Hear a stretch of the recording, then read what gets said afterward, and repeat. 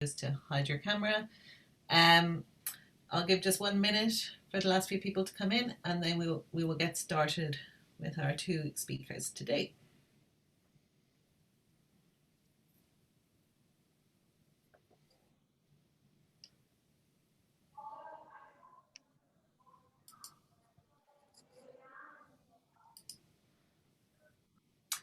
Okay, just some housekeeping for people who have not been at our seminars before.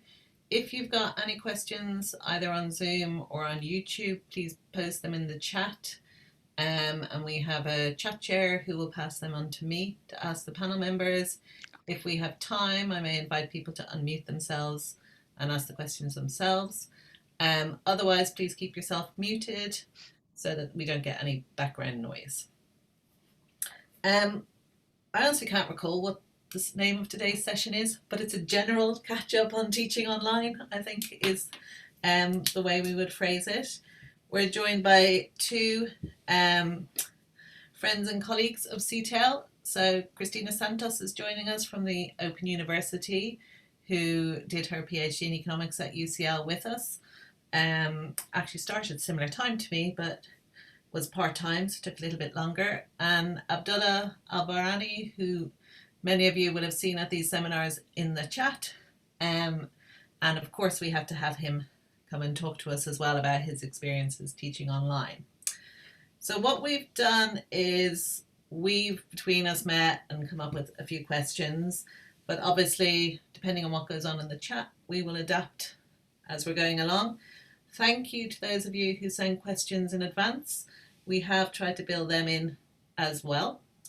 So before we get started, I'm just going to ask both Abdullah and Christina to introduce themselves and tell us a bit about their background in teaching, and in particular, how they used to teach and how they're teaching now.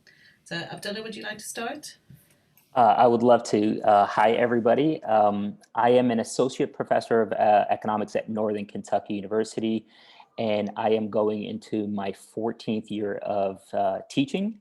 That includes being a TA and the assistant associate professor timeline. I also run the Center for Economic Education. I'm the director there at Northern Kentucky University, where our goal is to prepare teachers to teach economics and financial literacy.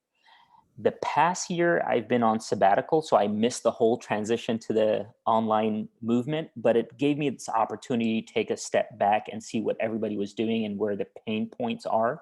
And right now I'm trying to incorporate everything that I watched everybody go through as I prepare for my fall semester. In the fall, I'll be teaching one course, Principles of Macroeconomics, which is 100% online as of this week. And I have 100 students, and my students are, the way I would describe our student bodies, 60% of them are first generation students and come from the local area. So that gives you an idea of my teaching background. Great, thanks Abdullah. Christina, do you want to introduce yourself? Yes, so I'm Christina Santos. I'm a lecturer in economics, but I guess I should present myself in a different way. I'm a central academic staff at the Open University. And the reason why I'm introducing myself this way is we have central staff, me, and we also have tutors, which might already be a departure from how you guys are thinking or doing online teaching. So as central, I've been both. I've actually also wanted to be a tutor, and I've managed to do it a couple of times, which was really rewarding. But as central staff, what I do is I design modules. And when I say I design modules, in the last 15 years, I've designed 2 modules, one level 2, one level 1 module. And designing a module takes 3-4 years, and then we have to manage it.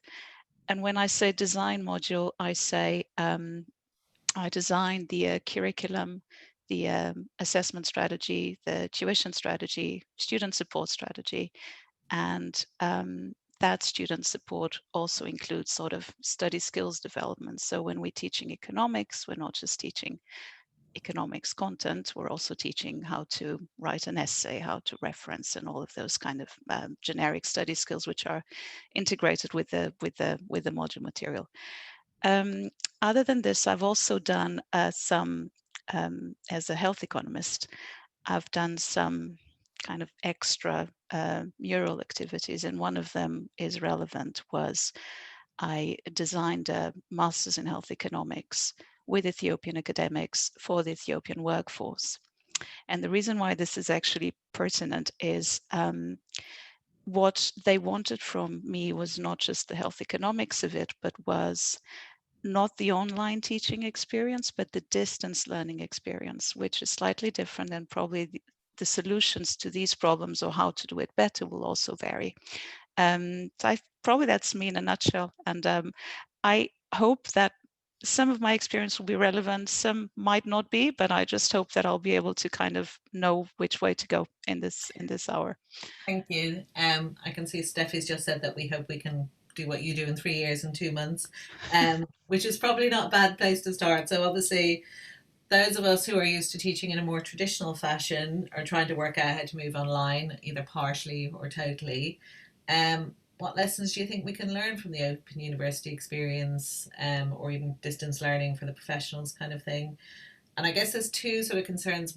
One is people focusing on the technology and not so much in the curriculum, or people going overboard, providing too much that students don't use or not providing enough. So I guess generally, what can we learn from the Open University experience? Right. I noticed some of the questions that you guys already raised, and they're based on a premise that I might not follow. So one was that learning outcomes are just an add-on that we have to do, but it doesn't kind of work for us. And frankly, as an add-on, I totally agree they're worthless. But at the OU, we have this approach. I mean, there's two principles in the way we design the materials that I think might be useful. One is scaffolding. So when I'm thinking of distance learning, so I don't know my students, I don't know their, it's open also because we don't require A levels. So we can have students with very different barriers to learning, very different strengths, very different weaknesses. So we are writing the materials for the lowest possible threshold that is allowed to register, but at the same time, it needs to be adequate for somebody who already has 3 PhDs. We have these students. It needs to be adequate for prisoners. It needs to be adequate for housewives, for blind people. We are catering for the invisible student. So one of the principles we use is sort of common sense in a way, but we call it scaffolding. So we don't know where they are, and we always try to start from where they might be, their experience. So the idea of teaching economics starting from the theory or the theorem and then providing examples usually doesn't work for our students. We can't retain them at all because we lost them in kind of theorem number 3. So we use kind of what I'll call a bottom-up approach, and we design it in a scaffolding way. So always break it down in its very basic components and create a lot of points of I'll call formative assessment. Doesn't need to be, could be tutor support, could be summative assessment, but we break it down in a lot of different milestones. And we end up meeting the learning outcome in this kind of cumulative way with a lot of stops that provides feedback to them in a personalized way. So a student that answers a question in a particular way has misunderstood a particular thing, which might be different from a student who answered a different wrong answer. And we try to personalize the feedback according to the type of mistake they make. So there's a lot of designing of the formative assessment together with the concept development. So scaffolding, I think, is a really thing we really do, and we've been doing it for a long time, and the technology we have at our disposal does allow for that, even though even simple polls can already do a lot in terms of breaking down ideas and thinking about teaching something in a cumulative way and in a personalized way. The other principle is back to these learning outcomes, is what we call constructive alignment. So we don't teach anything we don't assess, and we don't assess anything that is not in the learning outcomes. But we're quite explicit about the journey and what the learning outcomes are from the beginning. So it's not something we have there like cover page learning outcomes, right, now to what matters. It's we drive their journey, and we drive the scaffolding approach, always referring back to the learning outcomes. So we make it part of their learning. It helps with their self-reflection. It helps with a lot of elements of what it is to develop as a learner. I'll stop here. Great, thank you. That's really helpful, and thankfully kind of in line with what we've been thinking about. So that's really good. Abdullah, you mentioned that you're moving your macro online, and those of us who follow you on YouTube and Twitter have seen some quite fancy looking videos going on. Do you want to explain a little bit about what you're doing, how much you've had to change? I'm going to be rude and ask how much it all costs. Totally fine. Part of it. So yeah, overview of moving online. Yeah. So, when the pandemic started, and until recently, I was advised to create 3 different tracks to teaching my course: in person, a hybrid, and then an online in case things get out of hand. And recently, my course had to go online, so I prepared from the beginning for an online transition because I just saw it going that way. And the way I thought about it is, I really wanted to break away from what we normally do, or what is normal in-person education, and flip the whole discussion to an online format. What do I want my students to learn, and what type of community do I want to develop? And what I realized is I didn't know what type of community I wanted to develop. And to do that, I went to YouTube and I said, you know what, this is what I'm competing with, and this is what is engaging people. So I watched a lot of YouTube, channels, and all the YouTubers that are successful, and try to figure out what they're doing. And I said, can I bring this into an online lecture format?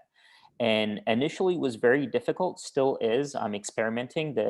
A part of me that knows that these are going to be publicly available makes me want to develop my video content for the traditional economist that's going to watch it and get their approval. But in reality, they're not my audience. The audience is the student. So I've been more focused on the student experience and what does the student need to learn. So to go back to what Christina was saying, these learning objectives are really important.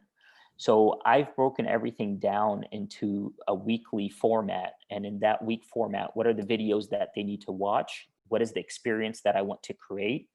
And, preparing for that is very costly. So just a plug for my YouTube channel. This Friday, I'm going to release what does the back end of this look like? What does the technology that I'm using look like? So if you are on YouTube, subscribe, like, and share. But it's costly. I am currently in Oman, and for a while they were in lockdown, so getting the technology was difficult. Price point, just to throw it out there, this is the fixed price point just to get started, was $5,000. And that's a lot of money. And one thing that I've been pushing towards, or being vocal about, is this is what institutions need to be investing in. This is the infrastructure that we need to provide educators, and this is just tools. We're not talking about the training, and each video has its own marginal cost of creating. But I've challenged myself. It's been a great experience. There's a lot of learning, and if you watch the YouTube videos, I'm releasing them for everybody as a public good. As I produce them, you will see that I'm experimenting with a lot of things: audio, music, sound effects, the way I stand, where I sit, how I talk, how often I move my hands. All of these are things that are part of the experimental, aspect of it. So it's been a lot of fun, but I've had to redo everything that I was previously comfortable with, and it's been fun. And there's a question come up in the chat about whether you think, and Christina, you might want to chip in afterwards, it's all about video or whether there are other types of independent media that students might be using alongside. Yeah, so there's something that I do have to point out over here is a lot of the things that I'm doing might look like I'm reinventing the wheel, because there's a lot of resources out there where you could get an entire course of principles of macroeconomics packaged and provided. So you could do this at a cost of, a fixed cost of zero. The issue and the reason that I wanted to reinvent the wheel over here is I wanted to develop community with me as the face of the course.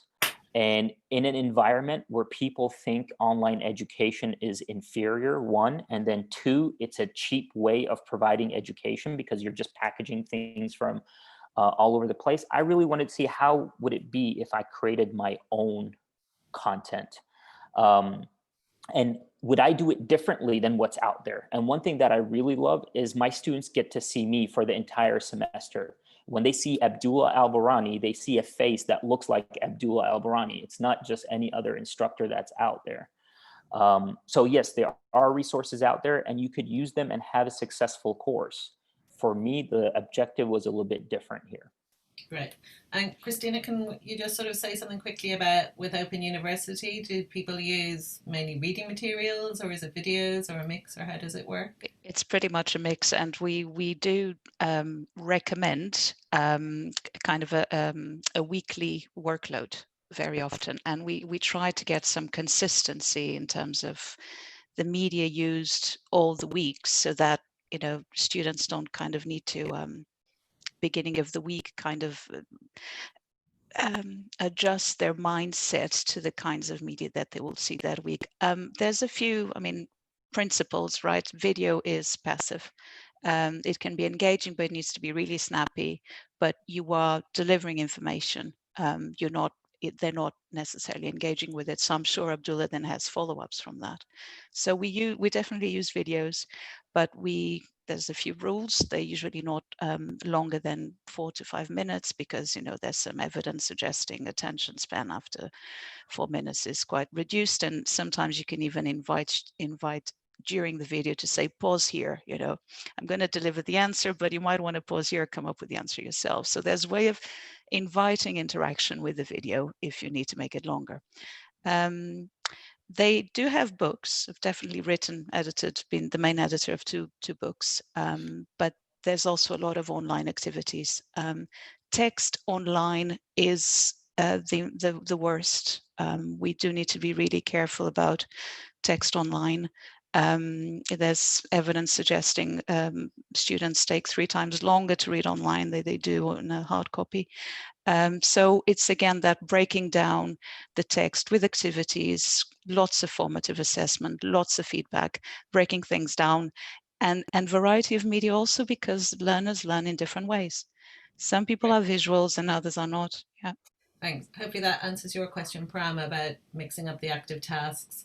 When you say that there's a sort of a weekly target of how much they need to do, how many hours would you be talking about in your kind of week in the Open University for a full-time person, I guess? Full-time is a funny concept. So Yeah. I'll for something like, oh gosh, yeah. So I'll say in a module that we recommend the student studies with only another module during that semester, so it'll be half the workload for a semester. We recommend 10 hours dedicated to studying, and that only includes 6 hours of actual learning material. The additional 4 hours will include reflection, deepening learning, and a few other things. We want to give that space. Yeah. Great, thank you. So as you both know, we've been having lots of seminars since April, and what we've done is try and pick up some of the common themes that have come up with them.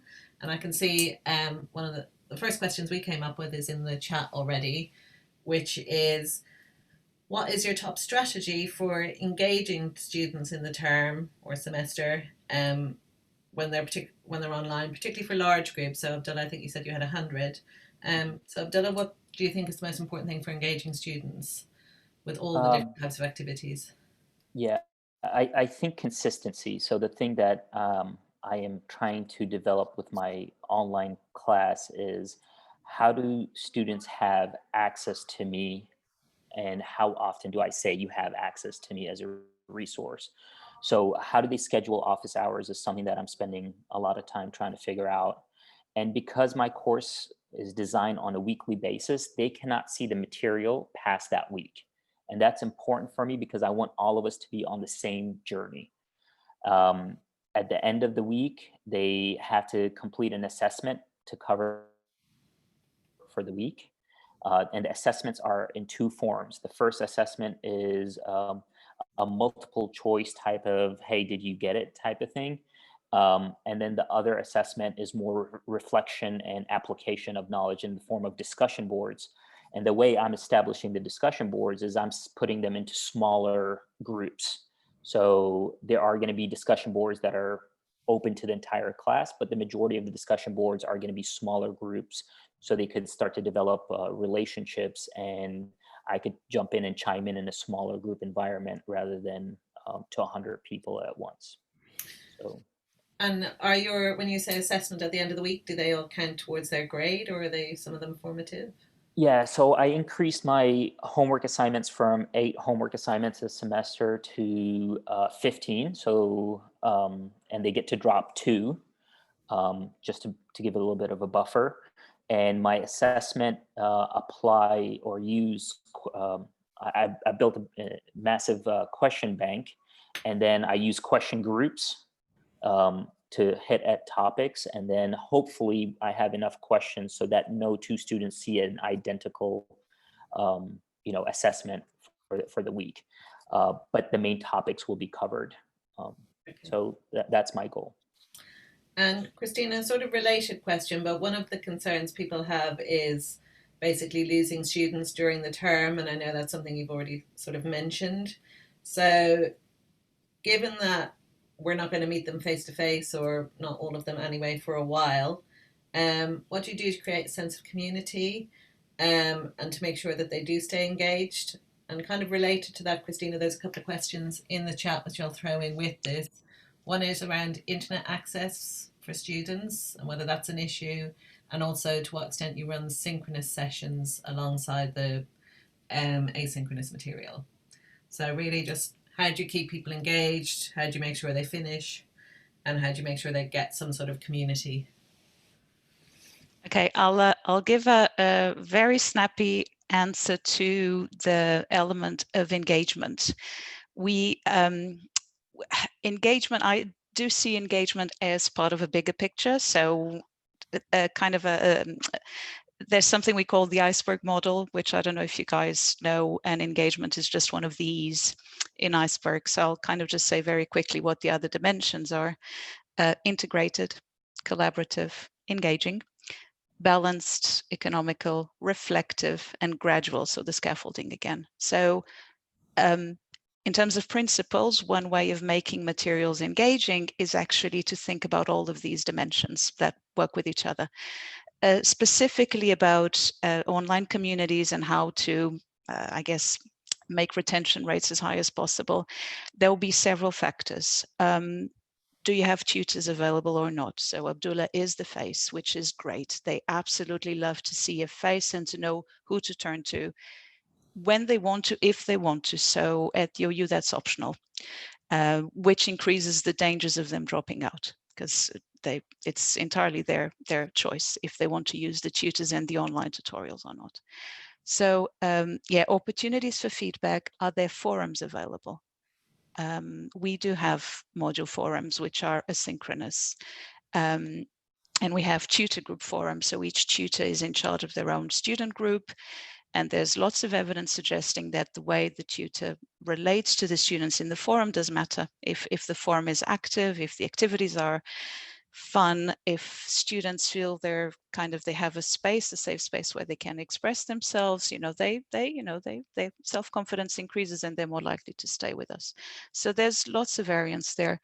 Knowing the academic does matter, and then the size. So large groups can be great for critical mass, for big debates, but they do make kind of shy students not participate. So I think the goals of the activities and the size of the online group will matter. Keeping a fixed size for all purposes will not always work. So if there's some flexibility there, if in Zoom you have breakout rooms and other platforms will have other ways of breaking it down if the activity suggests that's a good idea.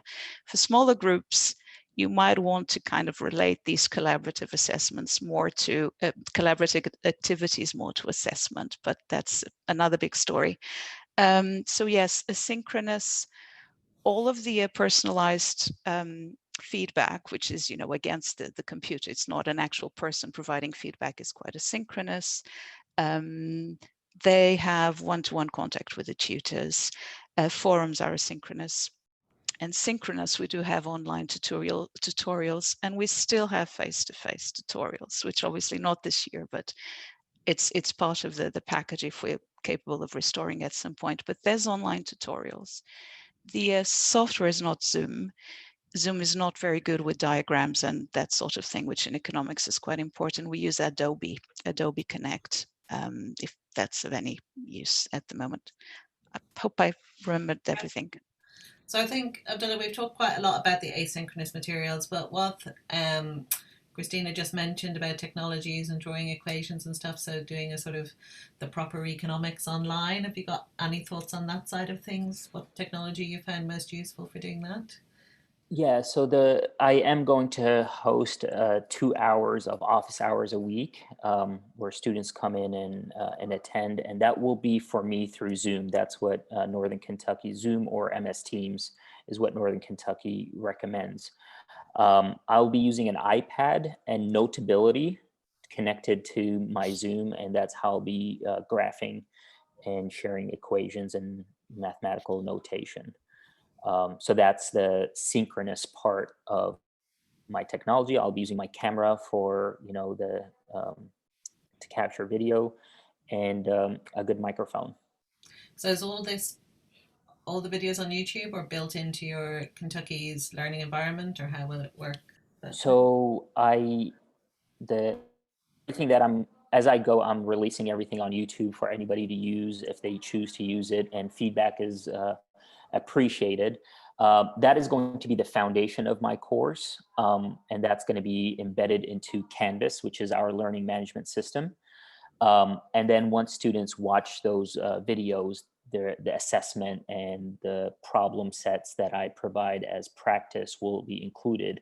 And then during our office hours, I will go through some of those problems. And then at the end of the week, they get to try out their own, or they get to show what they've learned. Let me rephrase that. And there's a question in the chat about video editing software. So when you've recorded the videos, what do you use to edit it? So I have a little bit of background in photography. So I already had a version of Final Cut Pro, which is $2.99, a one-time fee, but it's only Mac based. If you are on PC, then Adobe Premiere would be your the counterpart. There is a learning curve to learning those, but if you want to create the video and outsource the editing, that is also available to you. There are companies that are popping up to help. I probably should start to create a list of those outsourcing availabilities as well, but they are out there. Thank you. And just one final question on your videos before we move on to assessment. Can you track whether your students are watching them on YouTube or in Canvas, and what they're watching? So Canvas allows me to see where students are going, but I can't see if they're watching the video. But YouTube on the back end gives me watch time, retention rates, but it doesn't give it to me by student. So that's where the downfall is. So. Okay, thank you. So Christina, you've mentioned how assessment is a whole other story. So let's move on to the whole other story. How do you assess online where it's considered fair by your students, but also you think you're retaining the academic rigor or the quality, so that those, traditional economists look at it and think that's a reasonable economics degree? Big issue, right? We don't, and I don't know, at the OU it might actually be more challenging than in other contexts, because I don't know my students. The tutors may or may not know, because the student can decide not to ever join any sort of activity. So we don't, there's very few mechanisms of ensuring that the person's been writing the assignments throughout the year is actually the same person that does the exam at the end. There's a few ways. There's IDs, there's cameras, there's quite a few ways of ensuring that a person sitting an exam in their own bedroom with a camera is the person registered for the module, right? There's ways of doing it, but I do think those systems will take some time to be put in place. So I'll just not go there. So I'll talk about assessment kind of in a kind of more mundane way. I think yeah, it's again what kind of questions we're assessing. So there are questions that invite plagiarism, and there are questions that actually invite a lot of critical thinking.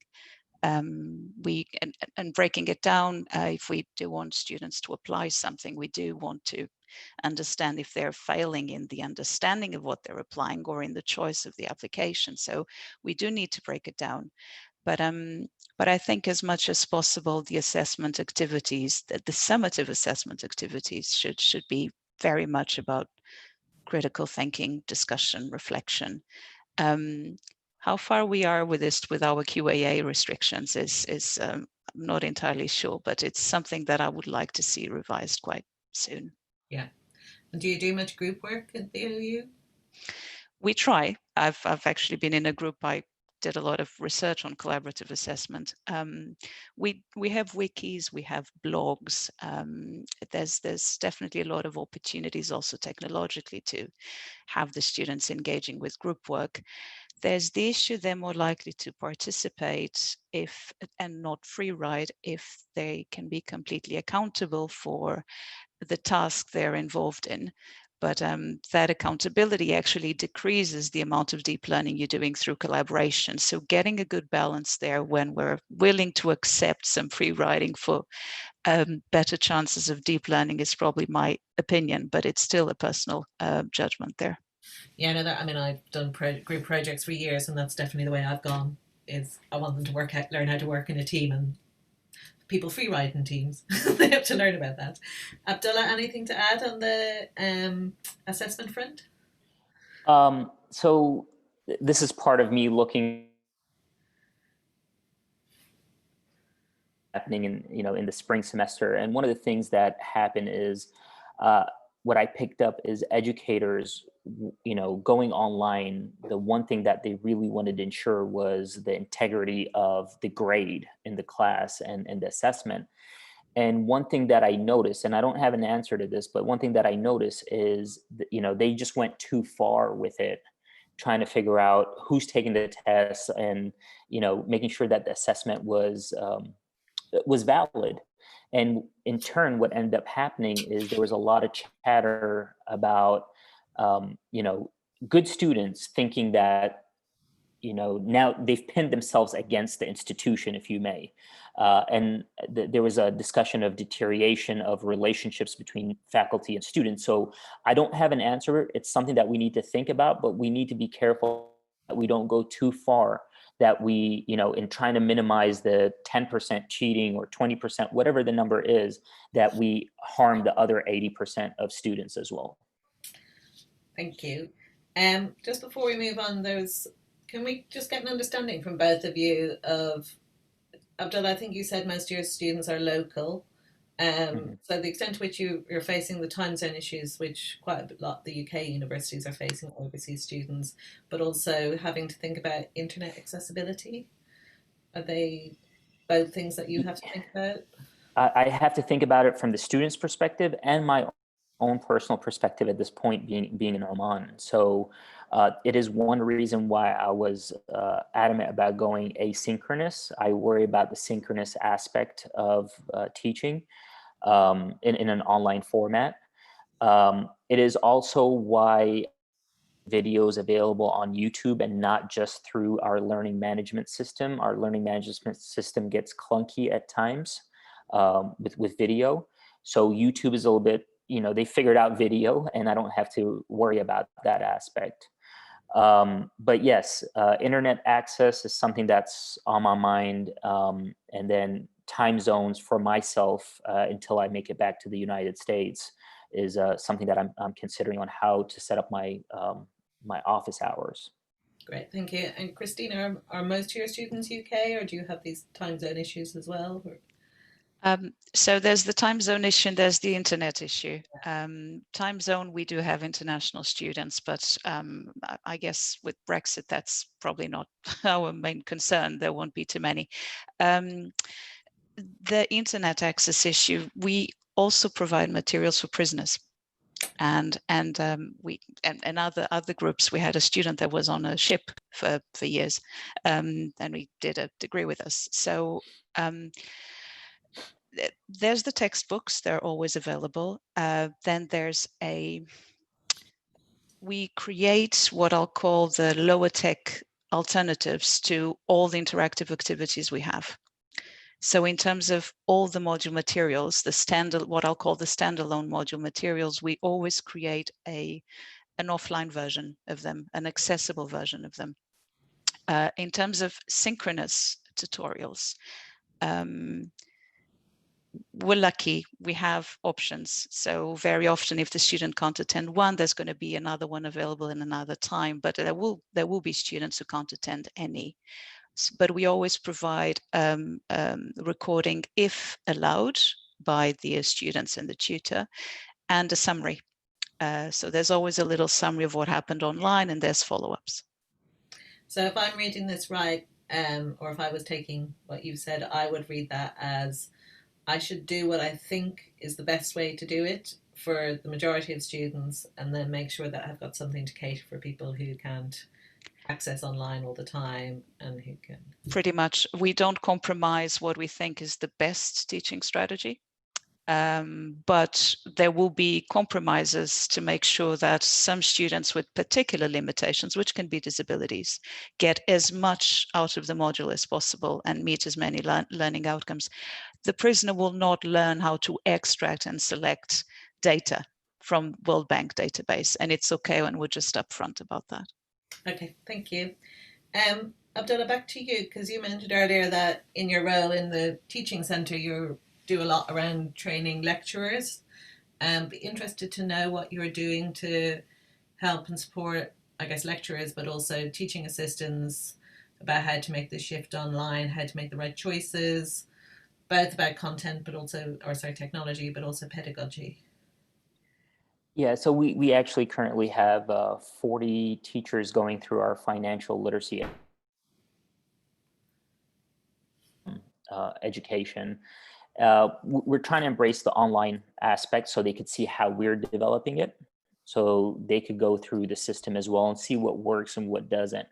One thing that I want to be clear is I don't think anybody is figured out online, right? And I don't want to say that we will ever figure it out. It's an experiment. We're all going through it. And one thing that I try to tell educators is learn what's out there, try to figure out what works for you, and then hold that and innovate through it.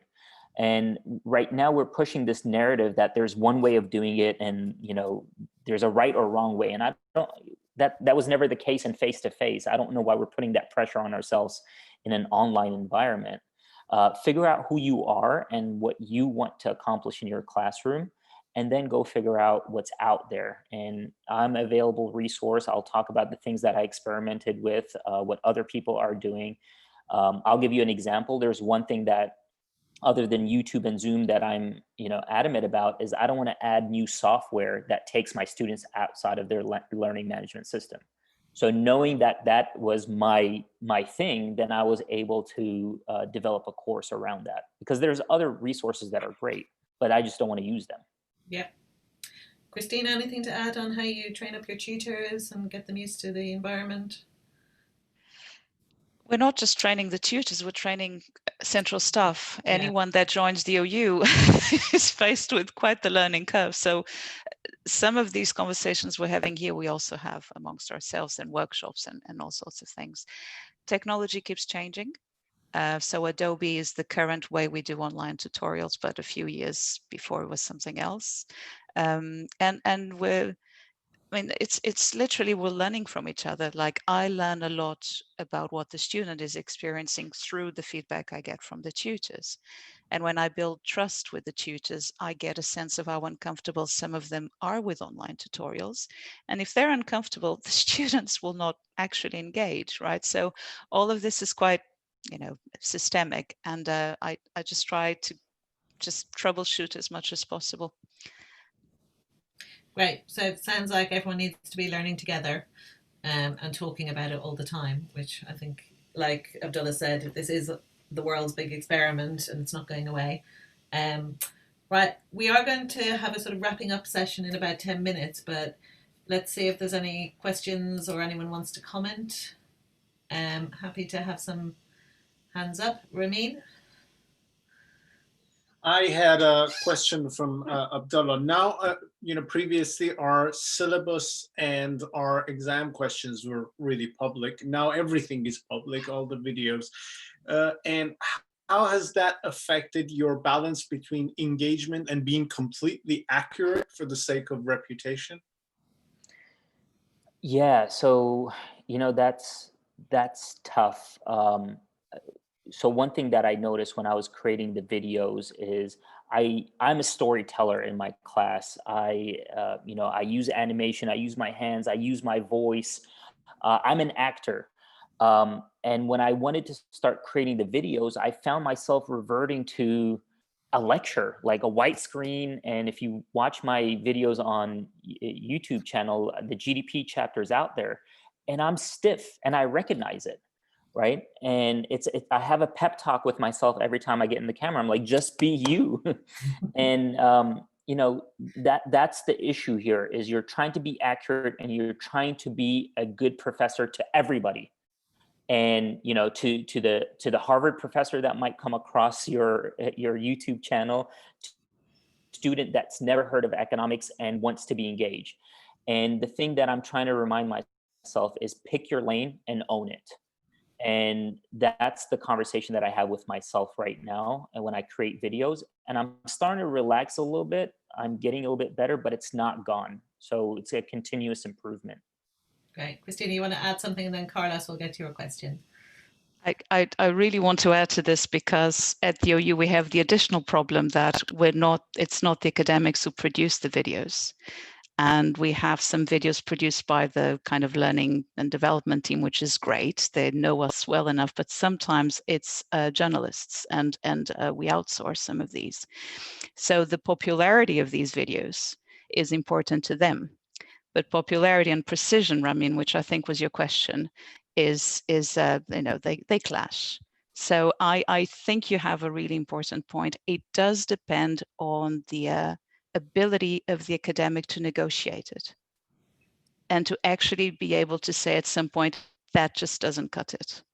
And it's a hard position to be in. Great, thank you. Carlos, you had a question?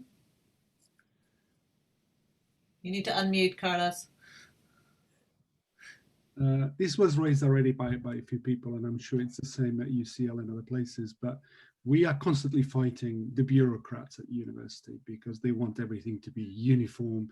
I just received a 7-page tick box quiz for each that we have to complete for our VLE page, and it's just a complete nightmare. How can we communicate with the bureaucrats and the QA that actually, some variation, some flexibility is important, because they want us to be all the same and do everything exactly the same way to everybody. If you've got any kind of tips, I would love to hear it. I don't have tips. You have my sympathy. The the issue that I face is different. I am actually in a great place where my institution has given me full reign to figure out what I want to do. There are some things that are at a minimum that need to be included in my Canvas or learning management system. And even with that, I try to take a little bit of my own identity. So, there's seven pages of Canvas pages that need to be included that, are legalese. They're for the institution more than they are for the students. But I try to create a video talking about it from my perspective, right? So this is why we're talking about it, hoping that it could be a little bit more engaging and students don't just brush through it and move on. But yeah, that's a tough thing. And a lot of, there's a variation in what universities require the common denominator to have. I am lucky in a privileged position where Northern Kentucky University has given me full reign to the teaching aspect to do it as I wish.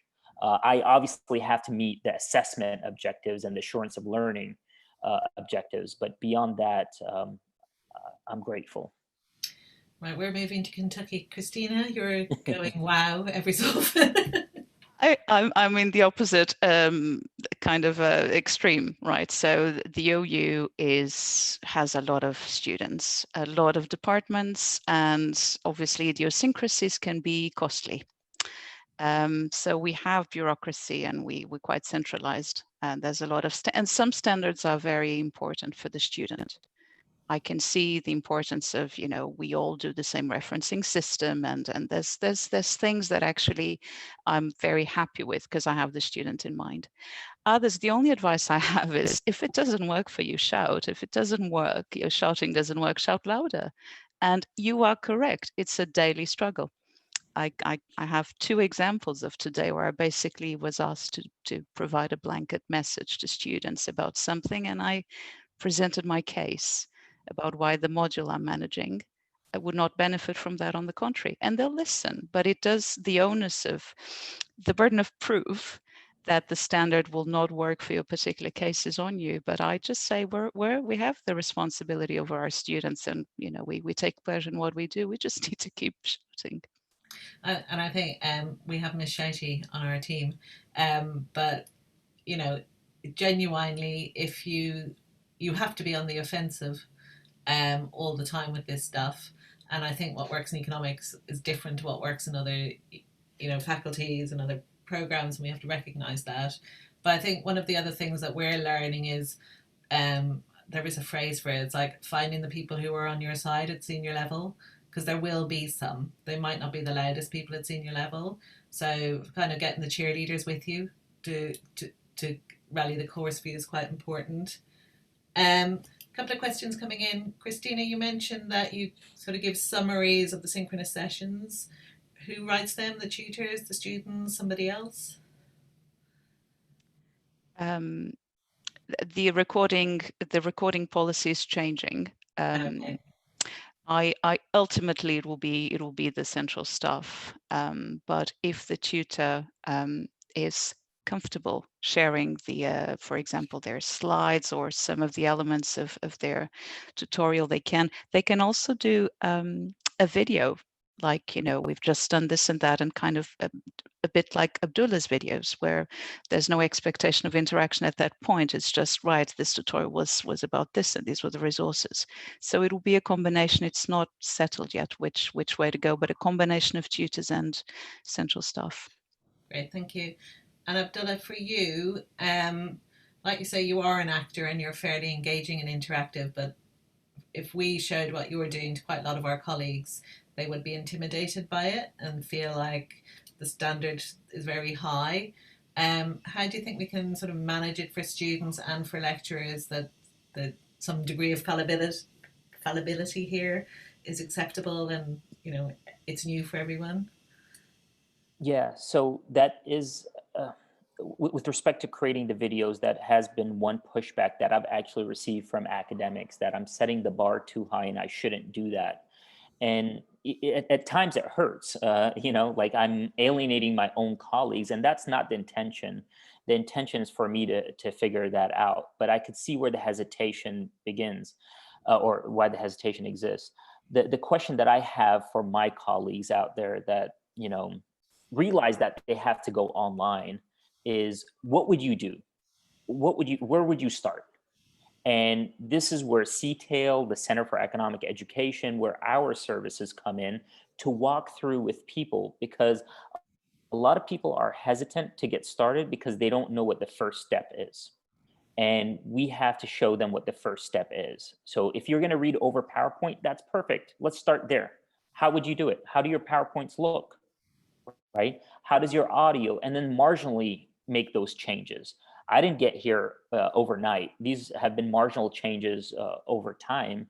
I've tapped into, my photography background, which I started 10, 15 years ago. So we can't expect teachers to be, YouTube stars or video, Hollywood stars, but we can provide the resources. And this is to the administrators out there. This is why CTAIL and the CEEs and all these teaching and learning centers are valuable, because we are going to be the resource that helps people make that transition.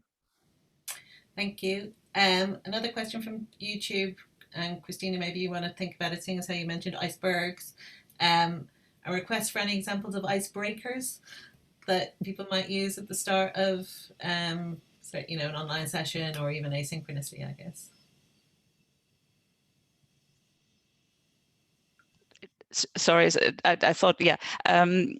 So typical idea is students get a letter a few weeks ahead of the beginning of the module, and they say, whoa, your studying is starting. There's a forum already set up for you. If you have any free time, kind of go and check it out. So if the module starts early October, I'm there early September, kind of engaging the students who might not have received their textbooks, or who might actually want to start preparing. So we always have some kind of interesting reads or kind of prep material if they're interested. So that's the icebreaker is pretty much, again, we really, also the conversation about retention, we have to revise our expectations about what the real student numbers are. And if we might need to accept some students will not stay with us for all sorts of reasons, understand some that could stay is great, but we always have to revise our expectations a little bit, other than force students to stay by chasing them over the phone and they just disconnect their voicemail because they don't want to be harassed by us. So yeah, icebreakers is if the students are interested in engaging early on, there's a forum there for them to chat. We then have, like, when the module starts, very often we have a very short session aligning expectations. What is the support you're going to get? As Abdullah and I were talking about, what is the structure of your study? How do we recommend you study on a daily basis, and create that regularity for them, which is really important. And we have kind of activities in the beginning. For instance, it's an example, submitting an assignment online with hand-drawn diagrams. One of the hurdles a lot of students battle with is, how on earth am I going to put a hand-drawn diagram in a Word file?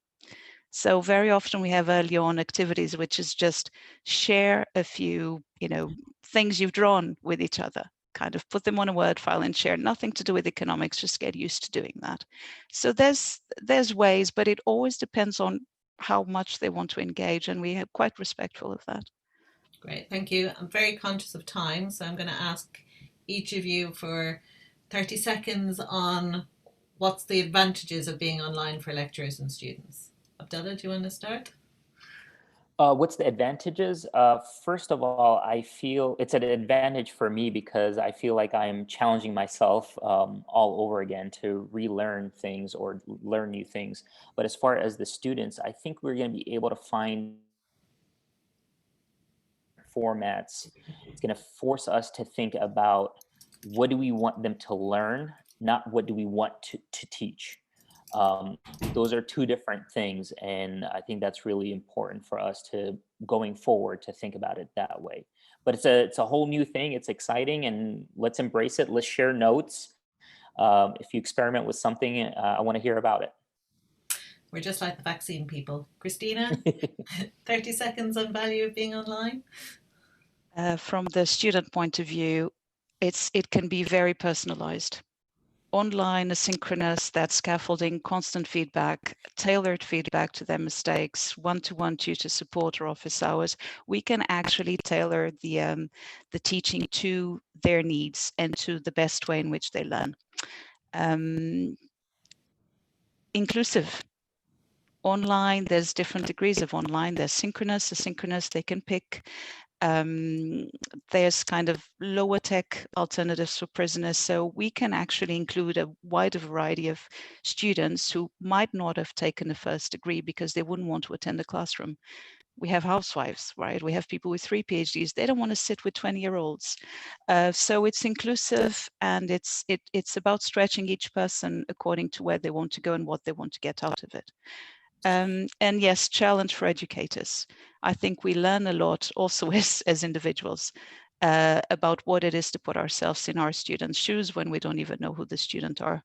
So student-centered and taking it from there, other than from what we would want them to know, the way we're confident explaining it.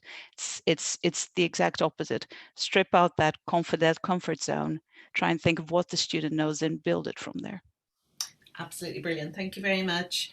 Thank you everyone for coming. Thank you to Maddie for organising us all again.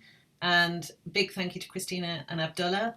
I hope everyone has a really nice August, and we shall see you on September the 2nd for our next EconTEAching. Thank you. Have a good